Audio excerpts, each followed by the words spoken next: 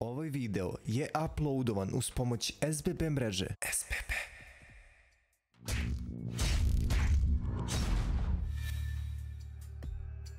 Veliki pozdrav za sve gledalce PCX YouTube kanala, ja sam Atila, vi gledate još jednu video recenziju gdje se ovom prilikom pred nama nalazi jedno dosta specifično kućište.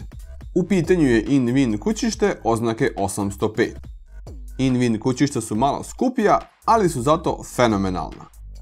To je sve što sam vam pripremio za ovu video recenziju i to je sve što treba da znate o InWin kućištima. Veliki pozdrav i vidimo se uskoro u novoj video recenziji. Pozdrav!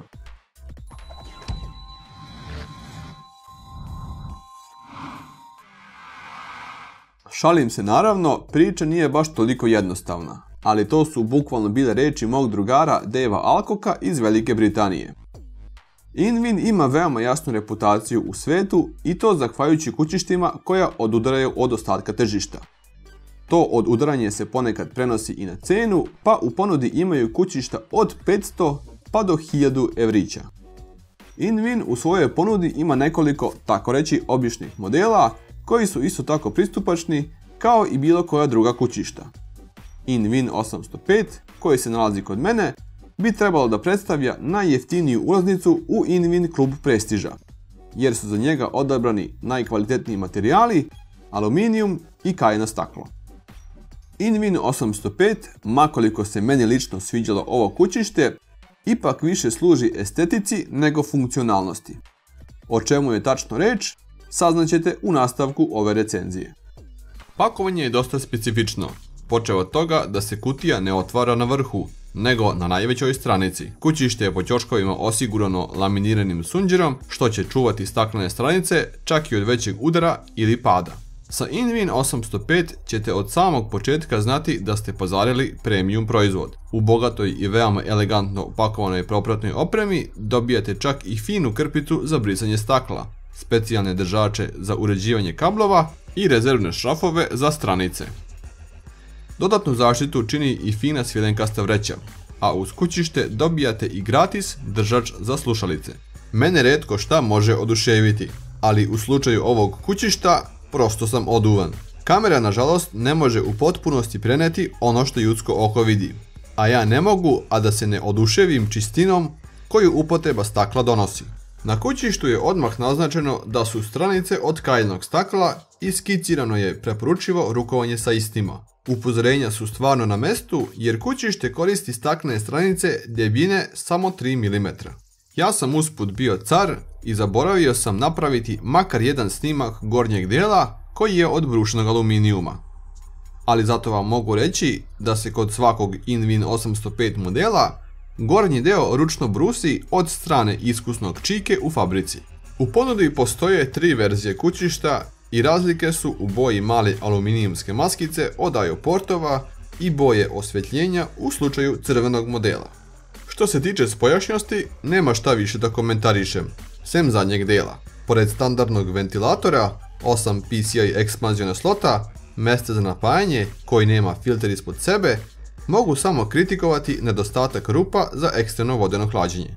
Od stvari na I/O panelu možemo nabrojati 2 USB 2 priključka, standardne audio džekove, jedan USB 3, jedan USB 3 tipa C, što je za pohvalu, i kvalitetno on-off dugme. Skidanje stranica ne može biti brzo, a ovo inače i nije preporučiv način skidanja, bolje je da kućište položite na bok. Maksimalna dozvoljena dužina za grafičke karte je 320 mm, a za napajanja 220 mm. Sa skidanjem i vraćanjem stranica nikada ne treba da žurite. Mi ćemo lagano odvrnuti šrafove i pažljivo odložiti i drugi bočni panel kako bi nastavili sa analizom kućišta. Za jedno specijalno kućište 805 ima poprilično jednostavan raspored. Ima samo 2 standardne plastične, da ne kažem staromodne hard disk fioke u koji bez alata možete montirati 3,5-inčne diskove, a za 2,5-inčne će vam trebati šrafovi. Možda će nekome samo 2 mjesta za 3,5-inčne diskove biti malo, ali 4 dodatna mjesta za 2,5-inčne uređaje će taj nedostatak itekako nadoknaditi. Usput, ovo su jedni od najkvalitetnijih nosača za 2,5-inčne diskove koje sam vidio do sada. jeste da vam za montiranje diska i dalje trebaju šrafovi, ali je zato mehanizam za fiksiranje nosača veoma prefinjen. Test mačak je potvrdio da je gornji panel dovoljno čvrst da izdrži 6 kg. A ako vas zanimaju sve dimenzije rupa, od kojih nisu sve predviđene za kabliranje, samo pauzirajte video. InWin se nigde ne hvali direktno da je 805 u celosti napravljen od aluminijuma, što možemo dokazati malim magnetom koji se ne hvata za kostur kućišta. A to da nam magnet nije pokvaren možemo pokazati na nosaču od SSD-a koji je od običnog lima. Kućište stoji na plastičnim nogama visine 20 mm koje imaju gumene umetke na ukupno 4 mesta. Donji deo kućišta ima jedini, tako reći pravi usisni deo, koji je opremljen sa kvalitetnim i gustim filterom. Filter na sebi ima 4 magneta koji se hvataju za metalne umetke u aluminijumskom kosturu, zbog čega veoma lako možete pogoditi mjesto za filter kada ga vraćate. Ispod seksi nastrešnice sa šestogounicima se nalazi nalepnica sa upozorenjem za montiranje napajanja, jer za njega od dole nemate nikakvu ventilaciju. Svi kablovi su crni i imao sam prilike da vidim do sada najljepši sliv kod kućišta. Jedina uslovna mana kablova je da su mogli pustiti termobužir da bude malo duži. Inače Molex priključak služi za bočni svetleći InWin logo. Prednji deo kućišta ima odstranjiv nosač za ventilatore, odnosno radijatore. Ovakav modularan nosač je veoma zgodan prilikom sklapanja računara. Aluminijumski hard disk kavez možete odstraniti skidanjem nogara i odvrtanjem ukupno 5 šrafova. Ovim putem otvarate mogućnost ugradnje dva ventilatora od 120 mm, odnosno radijatora od 240 mm, ali samo u jednoj orijentaciji jer su rupe za šrafove previše pomerene ka napred. Prednji nosač može da primi dva ventilatora od 120 ili dva od 140 mm i njima odgovarajuće radijatore.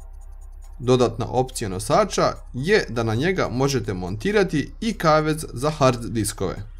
Kavez možete montirati u dve pozicije, gore ili dole, u zavisnosti od toga šta vam više odgovara. Prednje staklo je fiksirano sa ukupno 4 šafa sa unutrašnje strane. Za skidanje istog baš i nemate nikakvog razloga, mi to radimo samo zbog recenzije.